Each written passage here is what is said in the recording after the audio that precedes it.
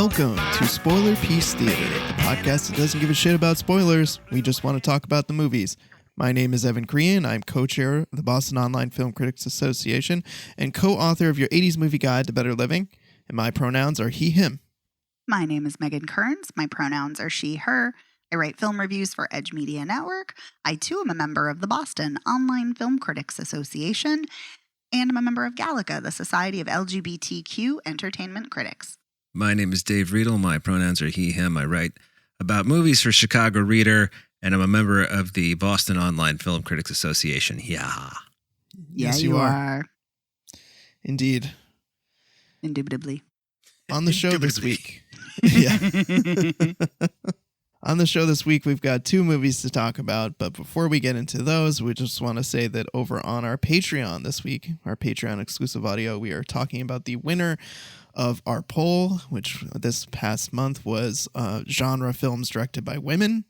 And we talked about the 2020 horror film, The Stylist. It was quite a fun conversation. So if you're a patron, definitely check that out. And if you're not a patron, consider joining. For $5 a month, you get access to exclusive episodes we do each week for patrons. You get to vote in polls. And yeah, so definitely check that out. So for this week, we have two films, as I mentioned. We are going to be talking about the drama Rodeo, which is not about people riding horses or bulls. Thankfully. And yeah. And we're going to be talking about the romantic comedy Rye Lane. We're going to start by talking about Rodeo. So this film is written and directed by Lola Quoveron.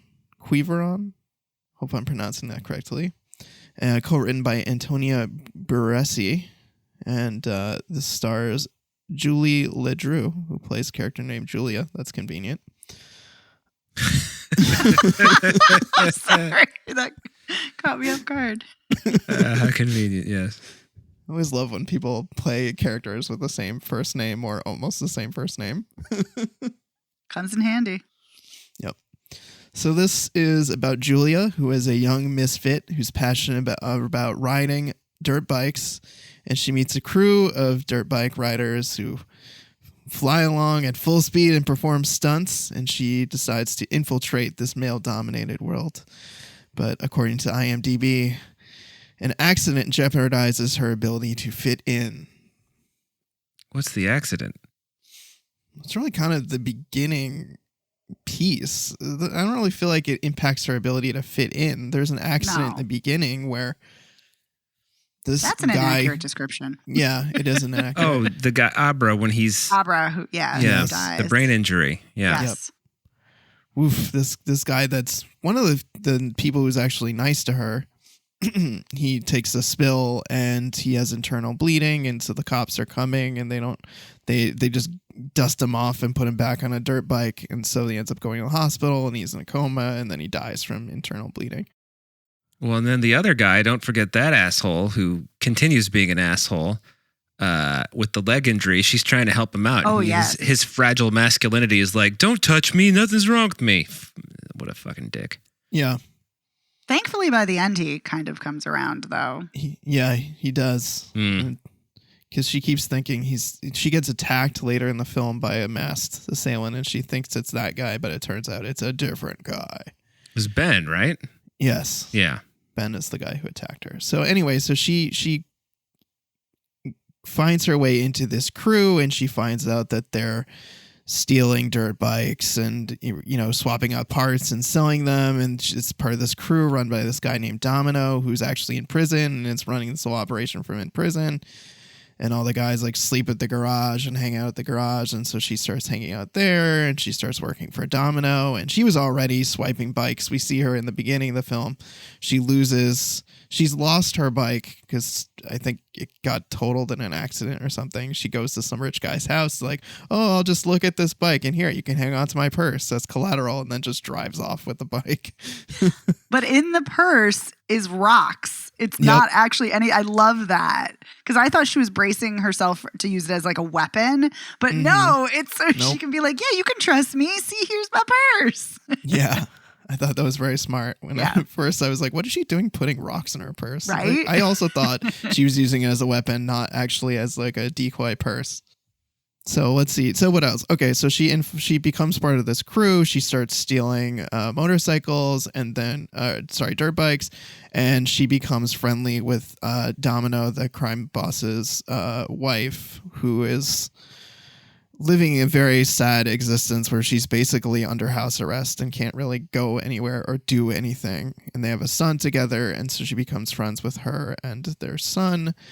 And she ends up leaving them money so that they can escape, but not before dying in a midnight dirt bike heist. Yeah. On fire. An unexplained fire, which she has been having dreams about, premonitions about. But I'm not sure how the fire I mean, hey, engines go up, but it doesn't start in the engine. It starts in the exhaust. So... Not really sure what happened. Maybe they should have swapped that out for the Acras. I don't know. Yeah. I did sort of appreciate the way that she just kind of watches it happen like, hey, I'm on fire. That's wacky. My dream is coming true. Yeah. She's kind of just like looking like, oh, this is pretty cool. Fire. Right? Yeah. I wrote in my notes, she embraced the flame. That's basically what it feels like. She's just kind of, she sees that she's on fire. She's kind of looking at it thinking, okay, I'm just going to let this go. I'm going to keep going here. Yeah. And then she dies, and then her ghost gets up and gets on a bike and rides off. Mm-hmm. It does. Yeah. It's an interesting piece of magical realism in an otherwise movie really based in realism, except for the dream sequences. Yeah. I was going to say, except it's not entirely based in reality. There are the dream sequences, and she's haunted by Abra, but also there's the moment where she's saging herself. And oh, yeah. Yeah, so there's clearly a mystical element going on, that she believes in. Yeah, I don't know if that makes the movie, because I was watching her doing that. I was like, oh, she got crystals. What's going on? But she was just doing that for herself, a cleansing ritual. So I like the smell of sage. Good to know. Yeah. Yeah, I always liked it when people in college smoked clove cigarettes. I could never smoke them because they're fucking gross, but they smelled good. Oh, I've smoked clove cigarettes, but yeah, they are disgusting. Went through a phase too, actually. Oh, I've when I say I smoked them, I mean maybe a handful. I don't mean I was smoking packs, because they are revolting and feel like your insides are burning. Don't make me miss the days of cranking butts late at night. Fucking smoking cigarettes like they're vegetables that you need. I'm just picturing Dave smoking a cigarette with an ash that's the length of a cigarette. like an Aliens. Yeah. Never left him alone for that long, let me tell you. You're like... I'm like the version of Janine Garofalo and Romy and Shell's high school reunion who invented the fast burning cigarette paper. Except it was regular for me. Cigarettes, my one true love. Okay, moving on. You do love your cigarettes. I know. I miss them so much. Not so much cigarettes in this movie, but a lot of weed and joint smoking. Yes. Yeah. Very true. Yeah. So, what did you both think of this movie? Well, I'm just going to go ahead and say real quick first, and then, of course, I don't know who did the subtitles for this movie, but their first language wasn't English either. I'm just throwing that out there. So, Megan, what did you think of the movie? Dave's like, that's it. That's my opinion on this movie. That's my opinion, yeah. Yeah, so I was very excited to see this because I always am excited to see a woman-directed film, and this sounded really intriguing that a woman is entering this very male-dominated space, which it is exactly what that is about. And I had a very hard time getting into this film. It took me a while. I kept finding myself very distracted very easily, and I didn't find it engaging. And it very well could be because I don't find dirt bike riding very interesting. I don't find the dirt bike tricks very interesting. It's just not my thing, not my jam. However, about halfway through the film, that's when I started very slowly getting very into it. And I really liked is it Julie? Julie's the actress. Julia is the character, right? Yes. Mm-hmm. So I really liked when Julia became friends with Ophelia and her son. That I found really fascinating. Their dynamic, their relationship, their interactions, and how Ophelia feels so trapped because she can't even leave the house. Like she can't even go outside. She needs people to bring, her groceries and everything because Domino is so paranoid that something, possibly rightfully so, that something's going to happen to them that they can't even go outside. Like when Julia brings her bike by to show the little boy, like Ophelia is like freaking out. She's like, no, we gotta go back inside. And I love the scene where she takes the both of them on a ride, and like Ophelia like just kind of like opens up, and her arms are wide, and she's just feeling the movement and feeling so free. And the little boy's loving it, and Julia's loving it. Like it's great. It's a beautiful scene. So I really like that, and I really got drawn into the movie. And I think that the actress Julie, who plays Julia, she has a very natural way about her. It's a very natural performance, and it's very focused on body movements, which reading in the interview with the director in the press notes, that was very intentional. Like she really wanted to focus on the machines and Julia's body and how her body is very different. And she uses her physicality and like changes her appearance via clothing so she can steal from people and kind of subvert expectations about gender. And it's really fascinating. Like I love all of that. And I really liked the visuals. I liked the cinematography in this. I liked the way it follows her movement as she's from when she's on a bike to when she's just walking down the street. Like I really liked that. So this was a film that took a while for me to get into, but once I did, I really became invested and really was interested in it. And yeah, I was surprised by the fiery ending. Like not so much that the fire happened, but the fact that she's just like, oh, hey, here's some fire. And then she falls off the bike and she's not doing like a stop, drop, and roll. She's just like, yep, just that's letting it burn. Letting it burn. I'm dead. And that was kind of jarring. And it pissed me off because it felt so defeatist. But at the same time, I really like that she leaves the money for Ophelia and her son so they can get away. But it was interesting because I almost in a way feel like it was a sharper ending if it just ended on her body engulfed in flames. And that was what the director originally wanted to do. She originally wanted to end it there. And then I guess other people on set were like, no, you should have the epilogue. And I don't know. I get both ways, but I kind of like the fiery ending more. It's kind of more jarring and shocking. But regardless, I enjoyed this. Yeah, I liked this a lot. I think the ending is a real mistake. I think that a better ending would have been, and you guys are not going to agree, I bet, but her getting away with all the bike stuff and then going and killing all the members of the gang, especially Ben. Oh, I'm here for that. And trying to take over the gang and then getting murdered by the guy who likes her so much. I thought he was I thought he was going to do her dirty. That's funny you say that.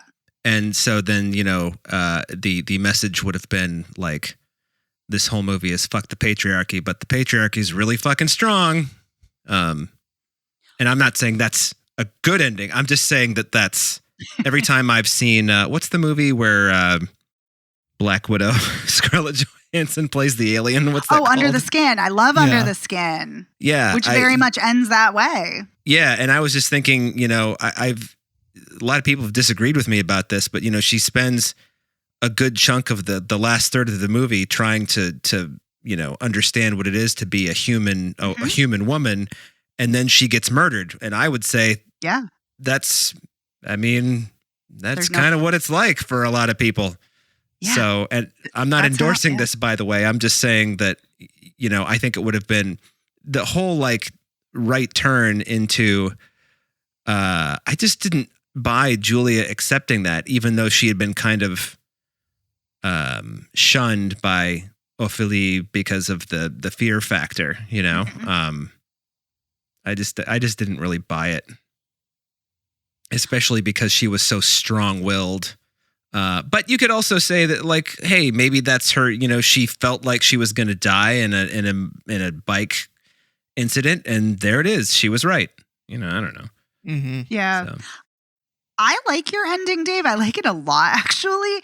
The only thing I would say, though, is that I think the ending of this is still trying to say the patriarchy wins. Well, I think yes, it's just you're right. Yeah, so thematically it's still the same, but it's obviously execution-wise it's different. But yeah, but no, I like your ending too. I think it's a great ending as well. Yeah, I think Thank it would you. have been good. Because I just feel like it's not giving up. I think it's wrong to say that Julia's given up. It's more like an acceptance of a fate that she had imagined even before she had infiltrated this group of people, you know, that she just knew that this is the way she was going to end up. And maybe it was sooner than she thought, but there you go. Because the other thing is the movie's almost over and they haven't even done the heist yet. And I'm like, when the fuck are they going to do this? I'm like, oh, here it is in the last 8 minutes. Well, you know, something bad's going to happen. Right. Yeah, of course. I was thinking the same thing as it got later in the movie. Oh, man, they haven't gotten the heist yet. What's going to happen here? Yeah. This is a very, I feel, not just French, but European thing to when Julia has, I can't remember what the nice guy's name is, has him drive her past the truck. And she's like, oh, it'd be so great to like the fucking respect you would get robbing that truck. And then they just kind of forget about it until it's time to like rob the truck. And she's like, we should rob the truck, you know? And they're like, yeah, okay. And I like that, you know, if this were an American movie, the whole thing from that point forward would be about, okay, how are we going to rob this truck? Right. Yeah. All the preparation, all the... Don't forget about the truck. Yep. Whereas this movie's just like, hey, that truck, it'd be cool to rob it. 1 hour later, we're robbing the truck, you know? So, Go time. Yeah. Anyway, I think that Julie, what's her name? Julie Drew's performance is really good, very natural. I think this might be her first movie. I'm not sure. I think so. IMDb it is. Yeah. And, you know,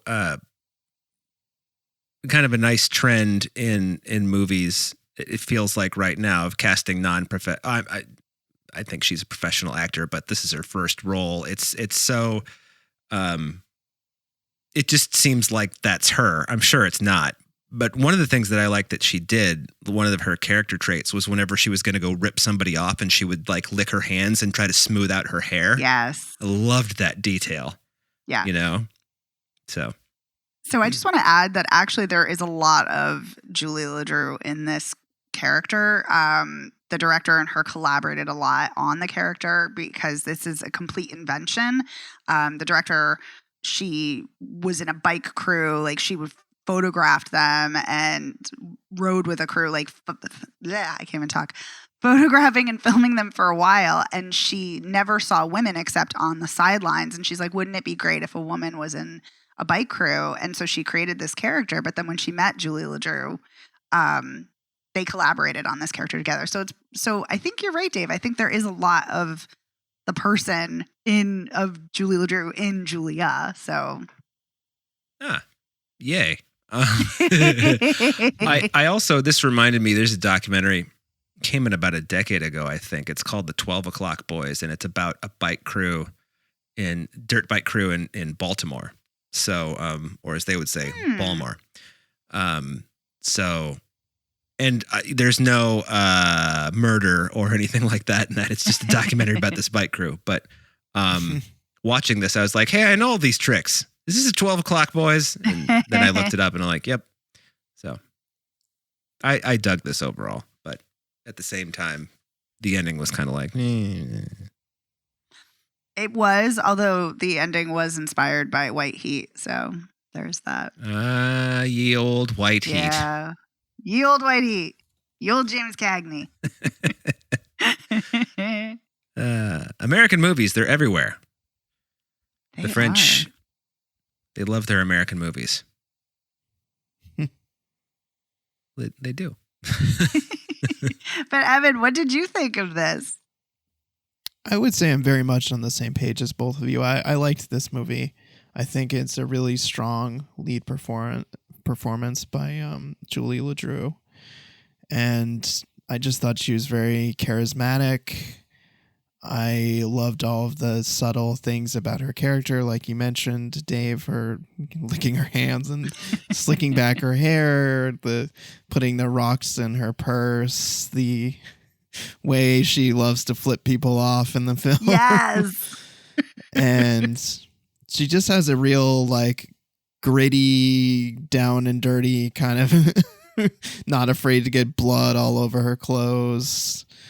Kind of, I don't know. I just found her character really fascinating. And I really dug the part you were talking about, Megan, where she goes on the ride with Domino's wife and his son. And I just thought that was really well done. And I loved the part when they were riding back where both the kid and her were asleep on Julia as she was driving the motorcycle, as it was kind of the sun was setting.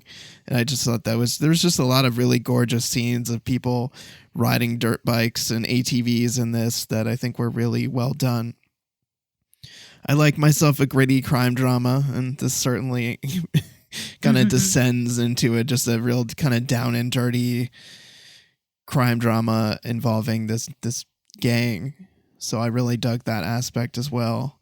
And I think my only real thing is that I felt like this movie was just kind of slow overall. And so unlike you, Megan, I think I was a little more interested in the beginning. So I didn't have like the build up period to get into it, but I did struggle at points to keep my attention. We were reversed. Yeah. And so, like, toward the end, I was kind of feeling a little bit listless until we got to the motorcycle heist, and then I was really into it. And then when she died, I was bummed, but I kind of liked that ending. And I, like you, I think, Megan, would have liked if it just ended there, where she just, her ghost just got up and drove away. Because I think that does make a powerful statement about just the kind of inevitability of the life that she is living and has chosen, of trying to just kind of live within this very male-centric world, but also living outside of the law in a way that is just not sustainable in a long-term lifestyle. She's just kind of barely holding on to it, barely has any money at any given time, and it just feels like she's one arrest or accident away from either dying or just losing it all anyway. Well said. Thank you.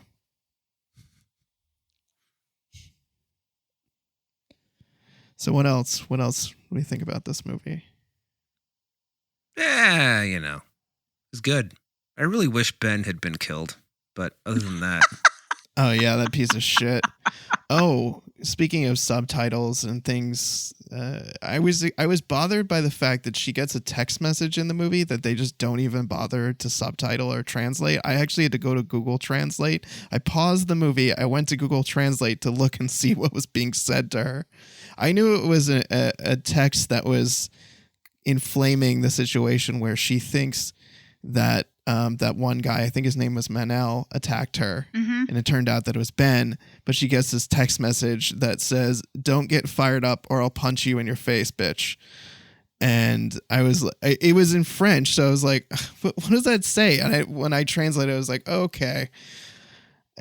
I mean, it's just annoying when you see things like that in a movie and you're like, I can guess roughly what is being said, but it's annoying if they're going to linger on screen. I feel like they should tell you what is being said. So that just was a weird, annoying piece. I also felt like that shot wasn't long enough to read. Even if you spoke or read French fluently, it's not on screen long enough to read the entire thing. That's true. I had to pause it to translate it. Yeah. Right, which you would not be able to do if you were in a movie theater, obviously. Right. Yeah, it is an interesting choice because, like, when I love, for instance, like in the film Coco, like how a lot of it is not subtitled because it's great that the Spanish is not there for English speakers; it's there specifically for Spanish speakers, and I love that centrality of it. But yeah, but that's kind of it. But it's an odd choice in a case like this where it's like, why aren't you subtitling that? Interesting. But yeah, but I'm very intrigued to see what Lola Kivaron does next, because I liked this. I liked a lot of, like you, Evan, I liked the visuals. I liked the themes. Yeah. Since this is her first narrative film, I'm curious what else she does. Yeah, me too. Yeah. All right. So should we move on to Rye Lane? Sure. Sure. Okay. So, as I mentioned at the top of the show, Rye Lane is a rom-com, and it is directed by Rain Allen Miller. It is written by Nathan Byron and Tom Melia, and it stars David Johnson and Vivian Opara. And here's our one-sentence IMDb, which is not entirely accurate, as usual. Two youngsters reeling from bad breakups connect over an eventful day in South London. So, yes, they are both kind of reeling from bad breakups, and they do connect over a day, but the movie takes place over more than a day. It's about the initial day where they meet and spend time together and really get to know each other, and then they get into an argument and then are apart. It seems for at least several days, weeks before they reunite for our grand romantic gesture at the end. Yeah. Grand romantic gestures. Yes, and we're jumping to the end, but I love that it is she who does the grand romantic gesture. Yeah. Not the dude. I love that. Yeah. Well, in fairness, she was kind of a dick to him. Not that he didn't respond poorly, because he did, but she kind of started that ending fight. Yeah, sure. I'm just saying I like it. I like that it's a woman doing the grand gesture. That's all. I don't disagree with you. Well, I also like that the kind of revolt in a traditional romantic comedy, she's more of the unlike in a traditional romantic comedy, she's more of the, hey, let me see, like, this dude's cute and I like him. Let's see where this goes. She's the one kind of moving all the things forward while he's like, nee. So, yeah. I mean, he's just been dumped. So, and for her, it's recent, but it's not like yesterday. Yeah. Right. Mm-hmm. Yeah. The start of the film, he's crying. We see all these shots of people in bathroom stalls, these overhead shots. I loved this opening. And then, we're seeing him sitting down and crying in the bathroom stall.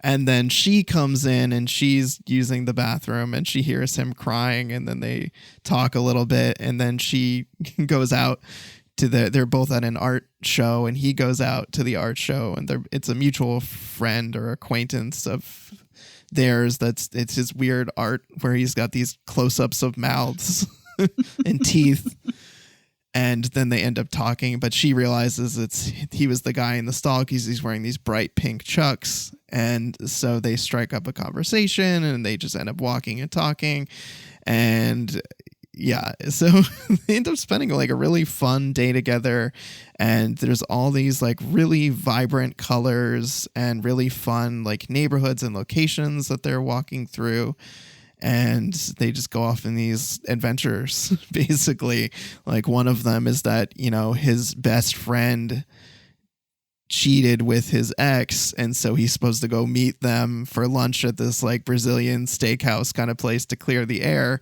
and they're being dicks to him. They were dicks for cheating, and they're continue to be dicks to him, and so she crashes the meeting, and it's great. She just takes them down a peg, and that is a very fun situation. And then like he's gonna help her because supposedly she left her Tribe Called Quest album at her ex's house that she dumped hummus on his crotch, and so he sneaks in. They have to get the keys from his mom's or something like that, and then his mom's at this party, and gotta ingratiate themselves at the party to get into the house to get the album, and then the ex and his new girlfriend show up. It's just a lot of fun. I'm just putting it out there that I very much enjoyed this movie. I mean, you can definitely put it out there. I saw this at Sundance and I loved it, and I could not wait to talk to you guys about it so I'm so excited we're watching it. I get to watch it again and we're talking about it because it is great. I loved it too. I love a walking and talking movie. And this is an absolute delight. I think the script is so sharp, so funny. And, sometimes when you have a funny film, at least for me, I'm not sure if the humor is going to land quite as well watching it a second time, and it most certainly did. And I love the lead performances. They have wonderful chemistry, such a great, easy rapport with each other. Yes. I love the vibrant color palette. I love that it's actually filmed in South London in the neighborhoods of Peckham and Brixton. Yep. I love that. And it was originally supposed to be in Camden, but Rain Allen Miller is like, nope, that's not where I'm from. I want to do it from where I'm from. And because it's such a vibrant, colorful, multicultural place. And I love that. And I love that we really get a sense of London in a very different way than other films and rom-coms that take place in London. And it's great. And I love their banter. I love their dialogue. I love that, they're talking about relationships and their lives, and just we get a real sense of who they are. And I just had so much fun spending time with them. And I adore this. I think this is such a lovely film. And I'm so glad you loved it too, Evan. Yeah, it was so much fun, and it just flew by too because I was just having so much fun. Well, it's short. Don't forget that. it is very short. But I've certainly watched hour-and-a-half movies that have felt much longer, and this is not one of those movies because it's just it's light and it's fun, and the performances are great, and the chemistry is great, and the locations are really interesting, and the color palettes, and in some ways, this reminded me ever so slightly of the Steve McQueen series, Small Axe, and just its focus on the Caribbean community in London. And so I really liked that it was kind of following a similar vibe of celebrating this, rich culture in South London. And so I loved that. And I loved the moments of surrealism. Like one of my favorite moments is when he's in her flashback. Yes, when she's in a stage performance of her breakup with her ex, and he is in the audience, and there are a million versions of him in the audience, all reacting in different ways. And I just thought that stuff was just so well done in this. Yeah. A really good way to break up the kind of walking and talking vibe too. Yes. Really smart, really good camera work overall. Do you know that this is their first film? I could not believe that. Never would have guessed. I mean, I can guess just sort of from how showy it is, but it also, but it really works. It really works. It's everything in this movie is kind of showy. I mean, the pink chucks, that's showy because it just identifies, it gives him an identifier immediately, personality wise and clothing wise. And I do think, by the way, that when she just bursts into the steakhouse, I was just I wasn't on board entirely with her before, but now I'm just if this guy doesn't end up with her, he's the dumbest person alive. Yeah. Because that is amazing, you know? Right? Yeah. Yeah. Yeah. And she's like, I'm sorry. I was just going to say, I love how she's like, oh, sorry, sweetie. I was having trouble. And then his ex Gia is like, oh, who are you? And she's like, well, we haven't really defined it, but there's a lot of boning going on. It was just so great. Yeah. Yeah. I loved how she just took command of that entire situation for him. Yeah. And concocted a whole backstory of how they met at karaoke. And then they do karaoke later. It was great. Yeah, I liked that they really looped back around to the karaoke when they do the karaoke of Shoop together. What a great choice. I love Salt and Pepper. Yeah. Love it. I also just have to say, while we're talking tangentially about Salt and Pepper, Assault with a Deadly Pepper is one of the greatest album titles of all time. Well, if we're talking about tangents with Salt and Pepper, that was my first concert I ever went to, was a Salt and Pepper concert. Oh, very cool. Nice. It was amazing. I bet it was. It was. They were great. I mean, they probably still are great. I think they're still together. Anyway. Yeah, this was just a joy. There's not There's not a false moment in this. And I love the fact that it just opens, well, it opens in a bathroom, but I love the fact that it opens and closes at art shows, you know? Yes. I don't really know why I liked that so much, but it's not what I think of as a typical rom-com setting, I guess. So I just appreciated that. And also that you have characters who aren't like, oh, I'm a magazine editor.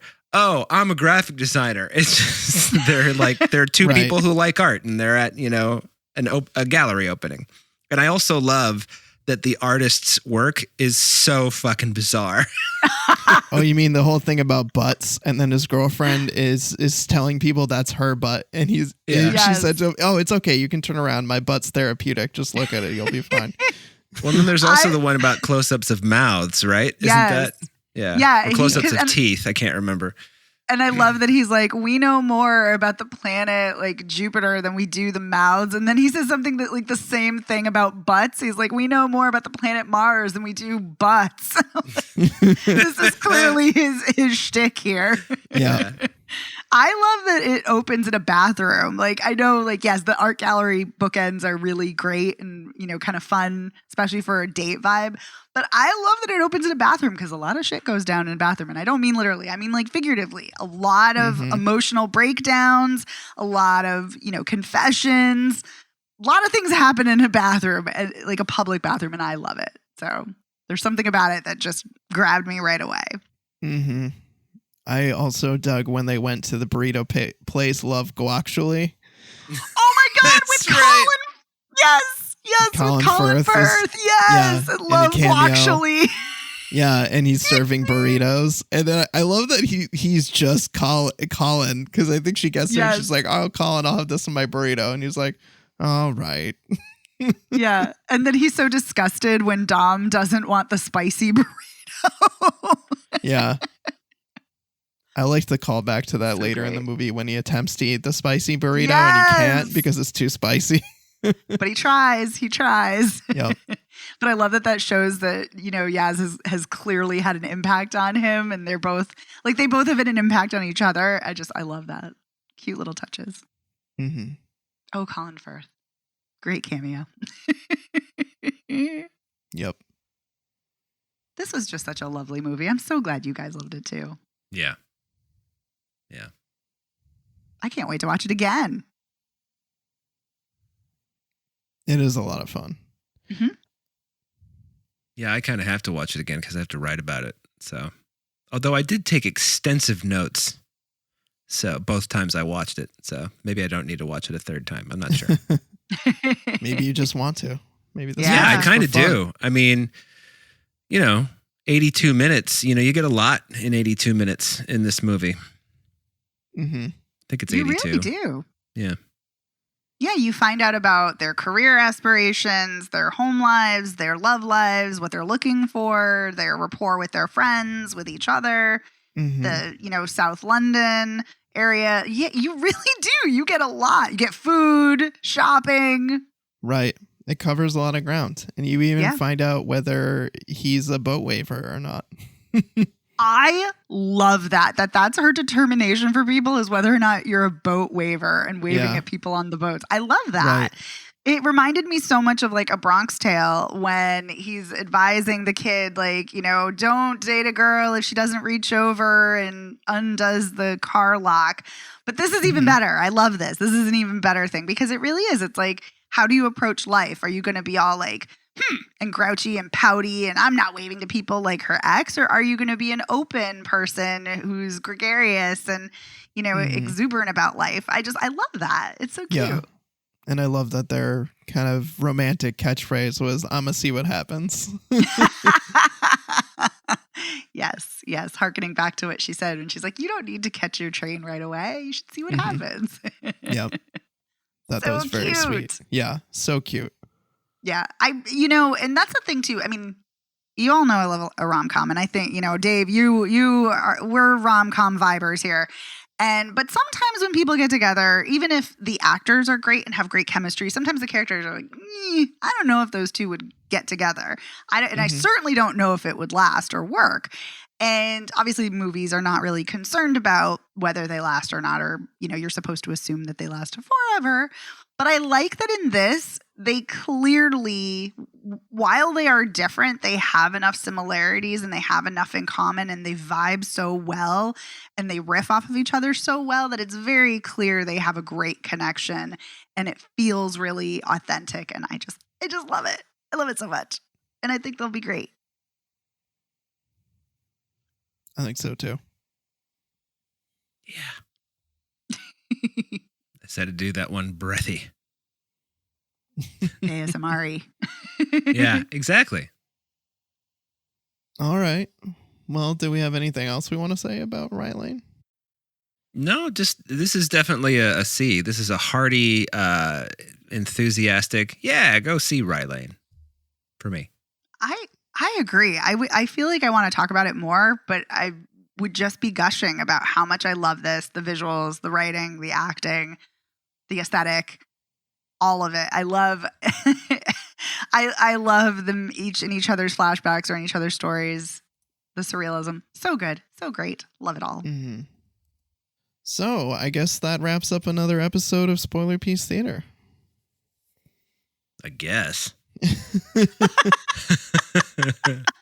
If we must. Yeah. Guess that does it.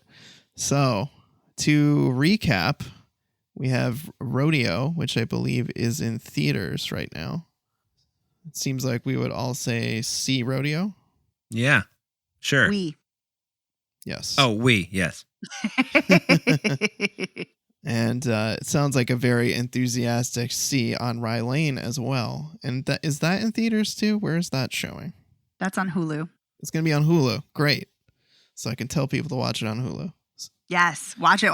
It's so good. Yeah. It's so lovely. It is coming to theaters in other markets, though. I should mention that.